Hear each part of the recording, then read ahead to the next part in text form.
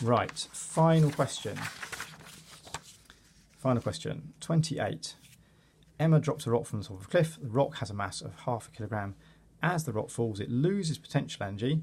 When they say potential energy, it's an old way of talking about energy in a gravitational store, because it used to be called gravitational potential energy, or just potential energy for short. And it gains kinetic energy, which means energy in a kinetic store. That's the old-fashioned way of talking about it. Okay, the rock is travelling at a speed of 15 meters a second just before it hits the ground. Calculate the distance the rock falls. Okay, there's a couple of ways of doing this, but they are pointing you towards using energy. Okay, it's a very common style of question. It's talking about something being up high, losing potential energy and gaining kinetic energy. The amount of potential energy it loses has to be the same as the amount of kinetic energy it gains, because energy is conserved. You can't create or destroy energy, you just move it from one place to another. So if you lose it from potential energy, it has to go somewhere else and it ends up going to kinetic energy. Okay, take the value of G to be 10 newtons per kilogram and ignore the effect of air resistance. Air resistance would mean that some of the energy would go into heating the air. So we are ignoring that, so all of potential energy goes to kinetic energy.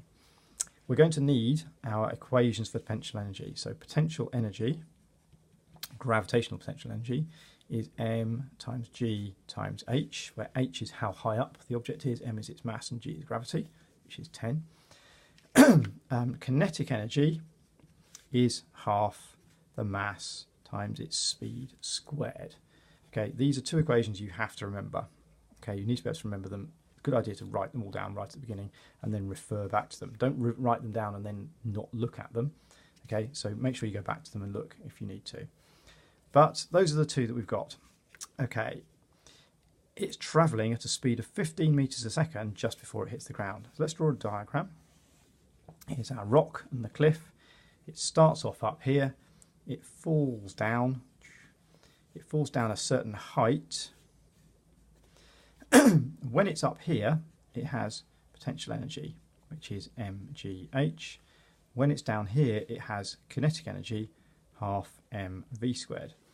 And the amount of potential energy it's got up here is the same as the amount of kinetic energy it's got here. We can't calculate this yet because we don't know the height. That's what we're trying to find out. But we can calculate this because we've got all these numbers. We've got its mass, which is 0.5 kilogram, and we've got its speed, which is 15 meters a second. So let's go ahead and calculate the kinetic energy. So the Ke at the bottom is half times the mass, which is 0.5, times the speed, which is 15 squared. Okay, let's do that. So 0.5 times the mass, which is also 0.5, times its speed, which is 15 squared, and that gives us a fraction, which is 56.25 joules. 56.25 is kinetic energy, so it's joules. Okay, so the potential energy lost as it falls equals the Ke gained.